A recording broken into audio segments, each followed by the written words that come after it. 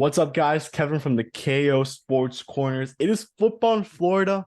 We're back after a nice week for the Dolphins, Sean. They just go out there and, as expected, dominate the Houston Texans, beating them by a score of 32. I want to say 14. It was, Sean. 30 to 15. 15. Okay. So, well, first of all, we're back from Thanksgiving. How was your Thanksgiving, Sean? I know you went over and had a nice little road trip over there. I believe the West Coast. Before we get into that, Dolphins win. They're going to be playing the San Francisco 49ers this upcoming week. We'll talk about a flex game, which is a very interesting selection. We'll be seeing Tua versus Justin Herbert on prime time. Then some bad Oh news yeah. with Terrell Armstead and possibly Raheem Mostert, who we still don't know the status of for Sunday. But Sean, how was your Thanksgiving break? Oh no, yeah, great chance to recharge. I did go out west. Went to visit the family in California. On there, got back in time to watch the game. But yeah, always good to see family and get away. Always good to see an ocean, even if it's the Pacific and not the Atlantic. But Yeah. no, So I good want to get time. into the Dolphins. How about you? It was good. It was good. We had talked about off camera, a week off from school, much needed. Unfortunately, wasn't able to watch the Dolphins. I watched some college football, the Florida FIU Panthers. Unfortunately, lost to Middle Tennessee, wrapping up their season. And now is when we're finally getting the sad news of the transfer portal, the players that are entering that transfer portal. We have some pretty big names. But for that, I will tell you go to the Positive Podcast, which is every week, every Thursday. Just started that one up. So we'll have a cool guest this week, and we'll talk about the transfer portal. But Sean, we're here to talk some Dolphins football. Maybe at the end we'll talk about the how disappointing their season was. Just to I was gonna put say, no, some, there's no other college football team in Miami. Just FIU. You do you with that show. No other team to worry about. yeah. But yeah, Sean, what were your thoughts on the Dolphins game? Unfortunately, I was not able to watch it, just wasn't home for that. But I know it was a dominant game from start to finish, where I believe Skylar Thompson kind of entered the game towards the end there. Was it Tua injury, or was it just, you're already up 30 to 40, you're already up with 30 points, and it's just time to take Tua out? It's kind of it's a mixed answer there, right? And so Dolphins are up 30 to nothing at the half on there. So it's one half of dominance, but you definitely tell it was dominance aided by the fact of how dreadful the Houston Texans are at football on all sides of the ball. On there, like the team did look rusty on there. A few uncharacteristic drops for Jalen Waddle. A couple passes, off target for Tua, but still, the first half, moving the ball, put up almost all of his passing yardage of his 299 yards in the first half. Beautiful touchdown play, scrambling away from trouble and getting the ball in for the score. But then into the second half though, and that was after the Teron Armstead injury, which you said we get to a little later. But Armstead goes out just as the first half comes to a close. You start to see Tua having to scramble a little bit for his life on that final drive of the first half that ended in a field goal, and then he was just beat to pieces there when they let him in. They let him come in to start the third. Sacked, I think, 3 times in the second half. On there, the one time he wasn't sacked was because there was a face mask, so we got some penalty yardage for it. Where there once Armstead left the game, so at that point they just pulled Tua for his own good, and went with Thompson. Was this a game where we should have expected Jeff Wilson to have a better game? Just, knowing how dreadful his defense is for the Texans and him basically being the only back playing. I mean, Miles Gaskins had some action, but not that He went much. out. He went out and then came back in. I didn't really hear. I didn't see a report on his injury. I mean, he came back in and took multiple carries, so I guess he was just shaken up or something. But that was definitely a moment where we're holding our breath. I certainly saw a lot more Miles Gaskin than we were probably expecting to see in this game. But it's a little hard to read in, I guess, how concerned we should be about that 39 yards on 13 carries from him. I mean, probably we just need to concentrate more on the fact that it's his third straight game as a Dolphin with a touchdown. And I think that's just, it really looked like we were just trying not to lose, playing keeper away, running the ball to run out the clock in the second half, trying to throw the ball, trying to get some offense going with Thompson in there. I really don't know what to gauge of the offensive effort in the second half. Yeah, Honestly, very, very. so I wouldn't be too worried. All right. And just for more context, Tua finished 22 for 36, 299 yards, one touchdown, no interceptions, four sacks. Kyle Allen, basically almost the same stats. So that's kind of scary when you look at, I guess And as you his was mentioned, almost all second half on there. Is there? He came yeah, alive in the second half second was half. all Two was out for the first, and then yeah, 215 yards, one touchdown, two interceptions, five sacks, 67.8 rating, I guess is what it is. Yeah, no, and let me then the see. QBR is 4.2 for Kyle Allen, and then for Tua, that's where it makes the difference, 82.8. So that's where you notice the big difference in between performance there. No rusher got over 100 yards, no rusher even got to 50 yards, to be honest with you. No running back. Wide receivers, they were being fed out there today. 85 yards for Waddle, 85 for Hill, 55 for Craycraft. Sherfield had 33 yards. Cedric Mhm. Wilson, 26. No real action for Mike Gesicki. No, not at all. No receptions, no yards. We saw this. That one target was in the end zone on there. So he and that pass, that was one of those passes that probably could have been thrown better. Tua talked about it post game that just that the team had rest. I think the sideline reporter had a quote from McDaniel even going into the second half that the only reason Tua was out there was like Tua told him like we need to clean some stuff up, we need to get our rhythm back, and that just was not able to happen for that game at least without without Armstead out there on his protecting them. But so they were working on things, trying to get that rhythm going. But it was nice to see the second game in a row where you did, as you said, the ball is just distributed all over the field.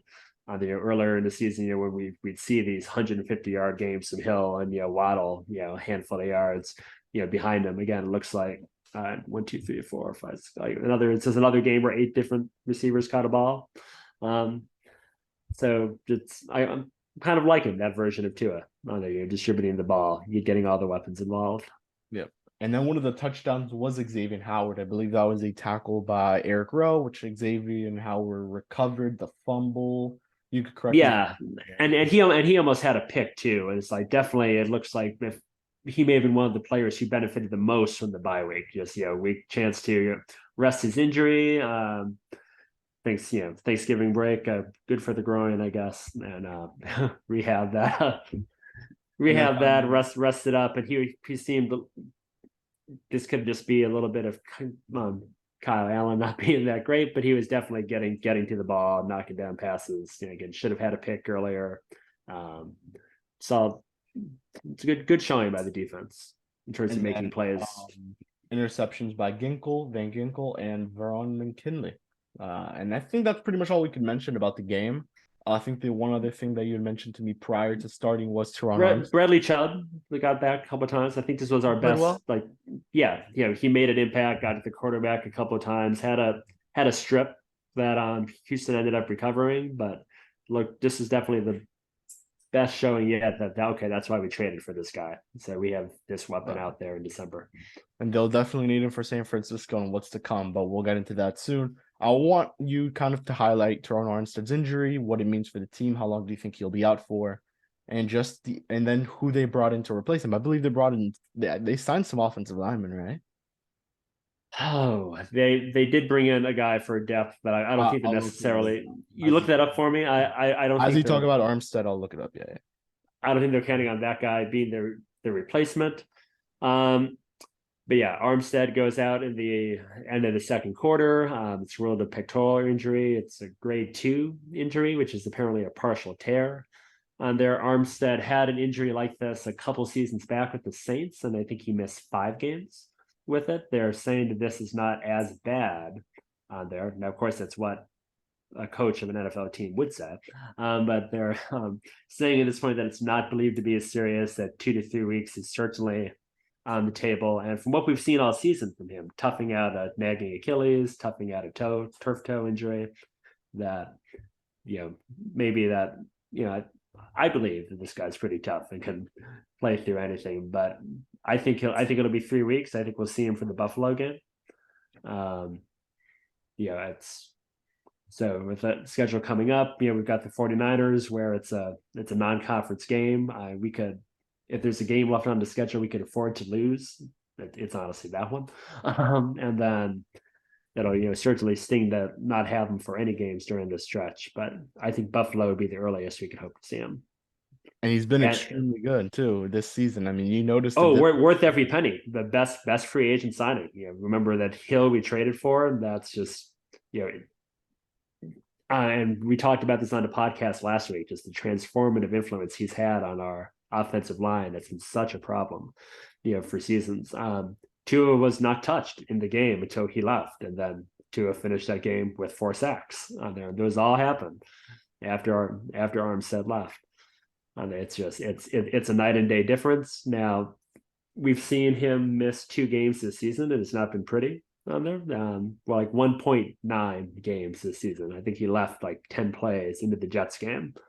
Then we couldn't catch up. He wasn't in the Vikings game, got beat to hell in that. Obviously, we had quarterbacks knocked out of both of those games too on there, but we've seen Tua play without Teron Armstead for 2 series this season, and they were both this weekend, and the results were ugly on there. So we really have to hope that the McDaniel with a week to make adjustments on there could come up with something to take the pressure off of Tua, because Joey Bosa is no joke for the 49ers, and they're going to need to do something to block him, if it's even possible to block that man.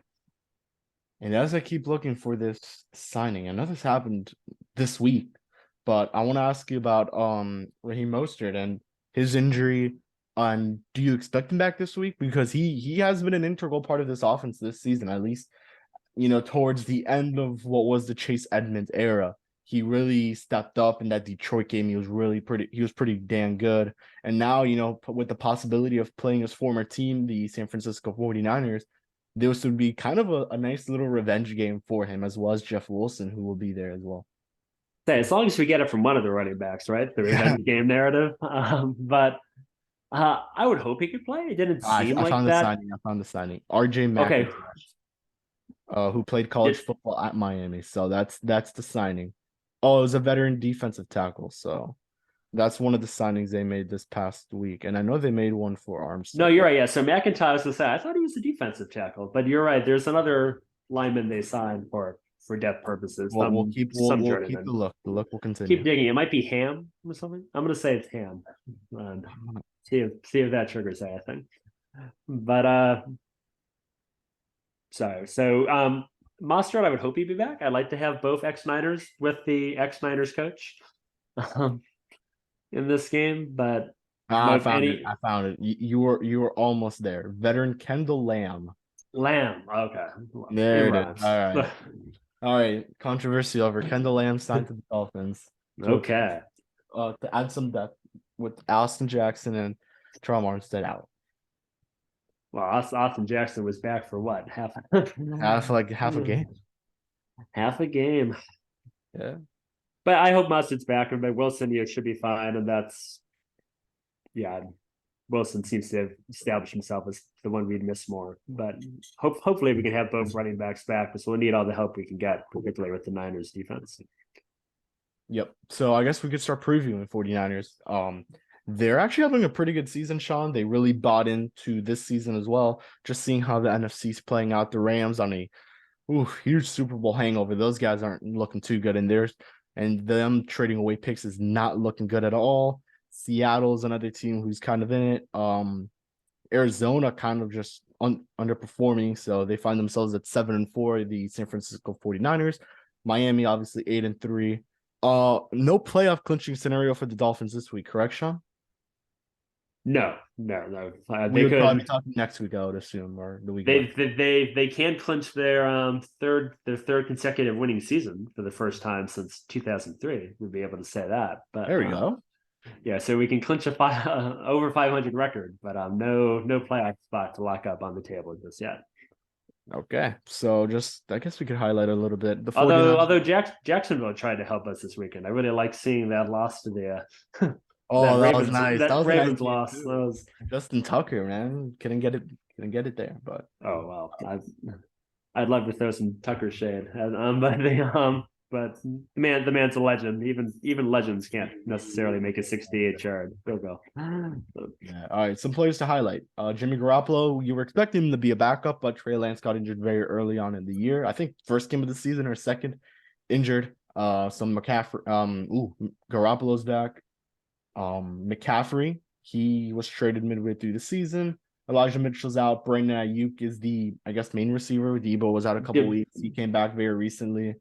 Debo Samuel, he's kind of been underperforming, I guess we could say, with the 49ers. I mean, show him the Dolphins secondary, and he'll get right in a hurry. He'll get to it. Fantasy owners will be very happy when they play that Dolphin secondary. But then you have obviously Nick Bosa. It says Debo's questionable for week 12, so we'll see what happens there. And then we'll see. And McCaffrey is banged up a little bit too. But yes, I kind of hope he plays because he's on my fantasy team. So on one of my and Eric Armstead is also. Oh, and thank you for saying Nick Bosa, by the way. I thought about that when I said Joey Bosa earlier. I'm like, did I say the wrong Bosa? I mix those two up all the time. Yeah, but Nick Bosa is the both in California too. So and we'll see him. Yeah, and that's an interesting scenario for the Dolphins too, right? I'm curious to see if they just spend an extra week hanging out in California, or if they're actually going to fly back after this game. That's a good question. It's at Niners and at Chargers, so that makes it interesting. Do you think that's what the Lions did? They just stayed in Detroit one day. I mean, I would assume getting back to Buffalo would have been extremely difficult with the snow. Yeah, that was the weather situation and a shorter commute. I think they'll stay. I would imagine they'll stay, but we'll find out after Sunday. I guess that'll be something interesting to look forward to seeing. But I think the big go ahead. Just the battle of coaches. I think that's the big one with this is so McDaniel coming back to his former team, McDaniel versus Shanahan, the whole kind of chicken or the egg mentality. Did McDaniel create kind of an Shanahan's offense? Did Shanahan create McDaniel's offense? We're going to see on there. So, bit of a chess match between those two taking place. I'd be jumping up and down, excited for it if Armstead was playing. I'm a little nervous. I'll admit I'm nervous about this game. I think we underplayed how good the 49ers are. For my money, they're the best team in the NFC. I just think they were banged up earlier in the year. Now they're kind of starting to look banged up again with some other players. So they had a ton of injuries earlier in the season, and still, we're talking about a 4-loss team on there. It would not surprise me if they ran the table the rest of the way. Honestly, so it's definitely the most talented team the Dolphins have faced since probably Buffalo. I was considering saying the Vikings, but really it's Buffalo. It's certainly the most talented team Tua has faced since the Buffalo. Went there, and the best defense. We can even probably say the best defense he's faced since week 1. There, because the Ravens and Bills secondary in both those games was pretty beat up. The Niners aren't really having defensive problems. They're all going to be there. Still hasn't lost the game. Tua is undefeated, but he is in his stretch of games. He's not had to play without Quran. So we'll see. Again, it's really going to be on that coaching within coaching battle to see what McDaniel comes up with to make up. And San Francisco's defense is pretty dang good. So I guess plus we're on the road, and we still have Jason Sanders, and they still have Robbie Gould, who's probably a borderline Hall of Fame kicker. So there's that too. But sorry, I cut you off. No, it's okay. It's okay. I wanted to ask you now that we're talking about NFC teams, we could get into some of these teams that, if Miami somehow does get to the playoffs, because I think getting through the AFC is going to be the difficult challenge for Miami in the playoffs. I think getting to the Super Bowl, I'd feel a little bit better. And I know we're going to talk a little Super Bowl because we have to feel good about something, Sean. If the Dolphins somehow make it back to the Super Bowl for the first time since over 30 years it's been, Sean? You were alive I wasn't alive the last time the Dolphins were in the Super Bowl. You were pretty young. I was technically alive the last time the Dolphins were in the Super Bowl. Okay. So no. Eagles, Vikings, any of those teams scare you if Miami went up to them? Eagles would be fun to have family in Philadelphia, so that'd be a cool matchup. Well, I guess the Eagles scare me more than the Vikings. I mean, I honestly thought that. Well, I think we would have beat the Vikings earlier this year if we had the same Okay. quarterback that started the game. If we that was one of our string of whoever the quarterback that started the game was knocked out and didn't finish. That Yeah. was that game was really close until the very end. And just so no, that I'm not worried about the Vikings. I think they're a very good team, but I think they're a little overrated. It's that again, I think the 49ers will be there again. Honestly, I really think they're the best team in the NFC, I'll give them. barring injury. But the Eagles, they're great. They're good at everything.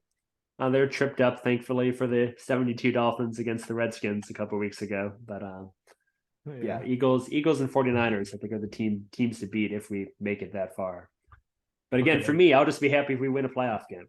Oh no, yeah, no. I think every Hasn't Dolphins happened since I fan was in will, high buddy. school. That's But the thing is that this team keeps winning and winning, and if they at least lose maybe one game or two out of this stretch, you have to feel really good about the Dolphins entering the playoffs because absolutely.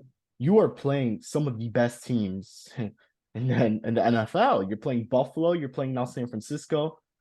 Green Bay's still a good team every once in a while. The Jets have been pretty good. We don't know what they'll look like with Mike White now at the helm, at QB. The But that's Patriots, just it. They might switch back you think they really will after what Mike if White? they're. I think they said as much today that Saleh was hoping that this might just motivate Zach Wilson to, Get and that better. ultimately we might see the Jets just have to decide they know what they have going into the offseason and the draft with Zach Wilson if he's a bust or not. Personally, I think they know that they've got enough evidence on there, but He's a I'd love bust. it if they go back to him. But Mike White has been good, and if that's what if they win and it's because of Mike White, you have to keep Mike White in there. Especially you. This is probably the most successful season they've had in the past 5 years. I guess we could agree on since oh, easily. Since the Ryan Fitzpatrick season in New York where they almost made it, they didn't. But you have to say that you really have to try to buy in on this season as much as you can. They won't get to the Super Bowl. They won't get past an AFC wild card round, but I mean, just making it to the playoffs and putting up a fight, maybe doing what the Cincinnati Bengals did, not exactly just getting at least one playoff win would feel extremely good as a Jets fan. So, if Mike White's the one that puts you in the best situation, you have to go with him. But Where were you on your Dolphins expectation? I remember I think Takes and I both you gave guys mine gave on last your week's pod. I don't remember if you said yours. What are you going to be happy with as a Dolphins fan? Man, I'm just happy they get to the playoffs.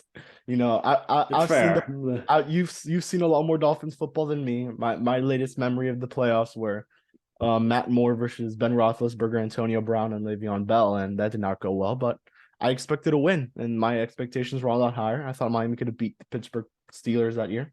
I think most media outlets also did. A lot of people thought they would beat the Steelers, but it didn't end up being like that. But little by little, my expectations get higher for this team, Sean. And I do think AFC Championship would be a very high expectation for me. Just get into the playoffs, and then we see what the Dolphins do because this is maybe the best offense in the AFC outside maybe the Chiefs. And the Chiefs still don't have Tyreek Hill, so I that shows how good they are. And I think that's fair. No, and I'd say they're the and the Chiefs second best run game. offense in the And I like conference. Miami's run game more than the Chiefs. I'll tell you that much. And I know they just signed Melvin Gordon, so we'll see if he eventually makes it up to the to the actual roster. So because they do have Isaiah Pacheco, they have Ronald Jones who just made a season debut this past week, and Well, they added Gordon because I added Pacheco last week in fantasy just to bring it, back to oh yeah, why I always watch football. And yeah, yeah, you're right. That's if there's a reason I watch football, it's because of fantasy. I put on the red zone, and that's why I sometimes prefer the Dolphins playing the prime time. Let me enjoy some of my fantasy guys going out there. But all right, season prediction time, or not predict season now game prediction. game And then I want prediction. to get into one other topic before we continue. Two other topics. Okay, All right, 49ers, Dolphins. This is a what 4 or 5 game or this is four or a five. 5 game on December 4th. Sean, who do you got? And an MVP. Uh, unfortunately, I've got the Niners winning. I mean, I'm almost tempted to say 14-6 without a touchdown being scored. And I can almost see this as going totally against expectations and just being this complete, I know what the other side is doing chess match between McDaniel and Shanahan, but I'll say there'll be a little more scoring. So I've got San Francisco winning 20-13, and I just think the Dolphins are going to get kittled to pieces. George Kittle would tear us up, 100 yards and a score. He's going to be the MVP of the game. Okay. I mean, you have to remember what happened the last time the Dolphins went up there to San Fran, And they that is made the best argument for that's a big argument. That was with Tua. Was that with Tua or was that with Fitz? That was Tua, I believe. That was like very early on Tua rookie year. I think we were on two of them. And that is a really good question, and we should look that up, honestly. You mind looking that up while Sure, I got it. You tell me the 2020. So this is a very crucial week because you're playing an NFC team that if you know, as I mentioned, they'd make the Super Bowl. This is likely the team you end up facing, as you also mentioned. This is the best team in the NFC. Record doesn't show it. It should show it. If Philadelphia has kind of a schedule, it will show it in a couple weeks. I mean, San Francisco's run game is one of the best in the NFL. Just having Christian McCaffrey there says enough. Now, if Christian McCaffrey's out, this completely changes the whole thing. You know, the whole scenario of this game. If I could, not Tua. This was Fitz, right? Fitz magic time, 350 yards, 3 touchdowns on there. This got the Dolphins to 2-3 that season, and that was just like, oh, we might actually be good after. Oh yeah, I remember. That was like that one game where we're like, ooh, maybe ride with Fitz the rest of the season. And then I think the week after it was Tua made his debut against the Jets, if I recall. But yeah, they put him in the very end of a Jets game. And then that's when his magic went off again, 24-0 win for the Dolphins, and then his starting debut came against the Rams. Yes, Tua started against the Rams. Actually, when they were good. And they were good, yeah. So okay, I'm gonna go 49ers will win it, but I do think it'll be closer than people say. I think it'll be 28-21. Just one score game. I do believe Tua plays well. I believe the Dolphins play well enough to stay in it. But San Francisco just has that. It's just better by not much, but San Francisco's the best team. You really can't go against that. It also depends if McCaffrey's healthy to go, if Debo's healthy to go, because if those guys are out, you got to give at least Dolphins winning by a 2-score game at most. And San Francisco, who's their running back? They don't have Eli Mitchell at all. I can't even name their third string guys. So, and they don't have Marlon Mack anymore in the practice squad. So they're gonna go out there with who knows. And yeah, you have George Kittle still. Kittle's maybe the best tight end, second best tight end in the NFL. Respect to Travis Kelce. But besides that's the scenario where I think that 14-6, 12-6 game is on the table. That's the case, yeah. So okay. I don't know if you saw this, but Don Mattingly, we got to talk some Marlins. He is now the bench coach for the Toronto Blue Jays. That's right. North of the border, gonna see a lot of his old friends who they traded away since 2020, and we have 10 minutes left. Perfect. So, Sean, what are your thoughts? Donnie going north of the border. He spoke to John Heyman and Joel Sherman about this. He spoke about a team that really hit him to the soul or talked to his soul. I think that was not the exact quote, but those are along the lines of that quote. And it was Toronto. It looks like he will be the bench coach. I did not think he would come back this soon. I'll tell you that. I really thought he'd take a year off or something. That's what I thought, or at least a couple months. I expected to see him, maybe doing the thing. You do some announcing during a couple of the national broadcast games. He tries out networks or something to get a feel for if he wants to do that. And then, but expected him in a front office and, in 2024. So great to see him still be part of the game. Baseball is better if Don Mattingly in it. But I guess almost surprised that he just went right to bench coach too. Like if he went back to a dugout, I figured, he'd just be taking over for someone. I think you also have to keep in mind that Toronto's coach or manager, I'm sorry, he's very young and he's like a first-time guy. So I'm gonna look him up right now, but he managed the team through the playoffs, or at least that wild card series. So having someone like Donnie there, I believe, will definitely help you out there. And okay, their manager is John Schneider. So they have and they took over. What's that? He took over when Montoya. Montoya got fired, and then he took over. So he's very young. So I guess having Donnie there kind of to help him game manage a little bit, and he'll actually have the chance to manage a pretty freaking good team. Let's be honest there.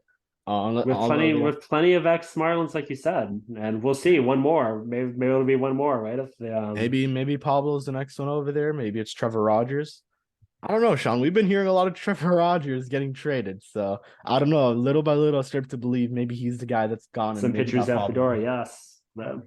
Yeah, and you would get a haul. Honestly, you would get a haul. And on it, if I'm the Marlins, I trade Rogers to the Diamondbacks, try to get their center fielder. I believe it's Jake McCarthy, and then you have the possibility maybe to snag their first baseman Christian Walker, both which you need. So yeah, I don't know if you want to add on. I saw a bunch of that on Twitter today. I go back and forth on Christian Walker, but Get a great season. but yeah, I mean, but the Dolphins. I'm sorry, Marlins now, obviously. So looking at my notes. Any offensive help, unlike what the Dolphins need, any offensive help for the Marlins is a huge step in the right direction. So yes, even Christian Walker would be a massive upgrade for the. I think any player you bring on would be a massive upgrade. Bullpen, yeah, But yeah, Marlins. Go I ahead. just wanted to do something soon. Yeah, dude.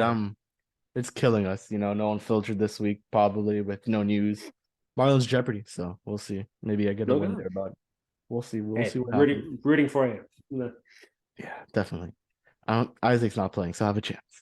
And I've submitted no questions yet. I think. So. Oh, you have to get some in there. We need them. So, all right. I think this is where we wrap it up, Sean. I guess the only other point I wanted to mention is Jose Abreu. He is a Houston Astro. Miami did put up a fight. And that was the report I received. Source. They put I really hope it's true that if that it was a solid fight and not one of those tell you exactly Coke and Marlin ones. I'll tell you after. Let me tell you what the here it is. They were solid on Abreu, but when you're going up against the World Series champs, it's kind of hard to I think go up against that. So Houston's reloading, literally. So I guess this opens the door to Yuli Gurriel coming to Miami. It could, but with the Marlins, this is just deep pocket competition. We saw the Yankees just splash for Rizzo and get kept him from going out, and then now Abreu's off the board. You kind of really want to see the Marlins just maybe find like the number 5 option. The number 5 option on the market and just give them an extra million. Honestly, you get any of those guys, Sean, you gotta feel good. It's still a big improvement. Yeah, you gotta feel good about any of those guys that they get. If it was Abreu, Rizzo, Bell, possibly Brandon Belt, I'd feel pretty good with Brandon Belt. But I mean, at this point, if you miss out on Josh Bell, which I believe the Marlins will go after, but I don't think he'll go to Miami. I think seems like we're talking platoon if it's not Bell. Yeah, no, it's not Bell. You may as well just go after Brandon Belt, or you make a big time trade and try to get a Christian Walker here to Miami, which it's these guys are trade partners. They're big trade partners. That's true. So they did the Chisholm trade. They made did we get Brad Ziegler from Arizona? No, they traded Brad Ziegler to Arizona, right? That's what it was. And Starling Marte. And Starling Marte. So there's trade history there. So if they can make it happen with a team, it would be the Arizona Diamondbacks. And they have a plethora of outfield. So just bringing one over, and a lot of these, I think all 3 of them. This is something funny that Eli mentioned. All 3 of their outfielders play mainly center field. So you get any of the 3, you have your center fielder there. So that's something a nice little mention in there. Have you been watching FIFA World Cup, Sean? I watch soccer once every 4 years. Thank you. There we go. So I've watched the second half of today's game, and I watched most of USA England. What a game! What a game today. Nice. Glad to get to advance. I'm not really seeing us getting past the Netherlands, but so it's always nice to make it to the knockout. They tied against England, so they tied against England. That was impressive. That was very impressive and very encouraging. So let's hope that's how it continues. So Sean, this will wrap up football in Florida with a taste of Marlins and FIFA World Cup, I guess is how we could call it. We definitely have to do another Marlins roundtable. Hopefully we could get John on here soon. All 3 of us will next week hopefully hop on and talk. And hopefully there's some news. Yes, hopefully. News should be great. Yes. I mean, well, Brent Brown, he's now a Marlin hitting coach. I actually do like that. He former hitting coach in LA with the Hey, Dodgers and we signed a relief pitcher, right? relief pitcher. I didn't even know until today. I'm I not gonna lie to do. you, Sean. He played like a I'm good not even month. gonna try to pronounce the name. Neither am I. But I'll put the tweet up from Fish Scratch, a good buddy Eli. So, all right, Sean, this is where we'll end it. Thank you guys for watching. We'll be back next week for some great content here. You could watch this week. Sean will be dropping his preview and recap all into one article. So, and yeah, from myself, Sean, we'll see you guys all in the next one. Peace out and go Fins. Go Fins.